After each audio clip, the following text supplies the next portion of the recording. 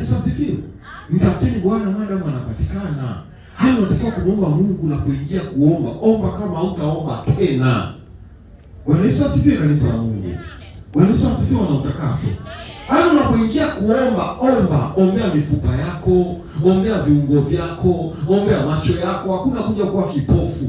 Unajua mzee Isaka alikuwa na Mungu kabisa. Tena baba yake ndio alikuwa ni baba wa ahadi, Ibrahimu, lakini alikuwa kipofu.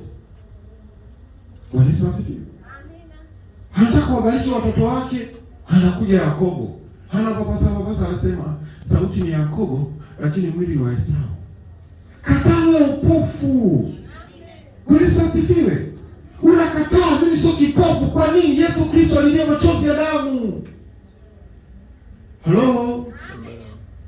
Wewe usiotembea miaka 40, mavazi yao kuchakaa, miguu yao ikuvimba. Wewe miguu yako inauma. Unakataa, unaambia Mungu, wewe ulipigiwa misumari miguuni kwa ajili ya ukombozi wa miguu yangu. Unafanya biashara iendi, unaambia Mungu msimu utabariki kazi ya mikono yangu.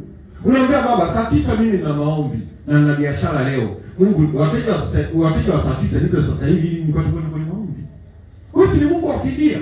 Kukutumikia hakuna majuto.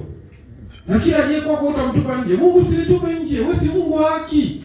Umesema sifanya kazi na asile. Mungu mimi nafanya kazi. Umesema utabariki kazi ya mikono yangu. Nibariki. Wewe sasa vivyo. Muda wa maombi unafanya kazi, maombi na biashara. Wewe sasa vivyo. Labda siri moja iko kuambiwa, nikwambie kitu kimoja.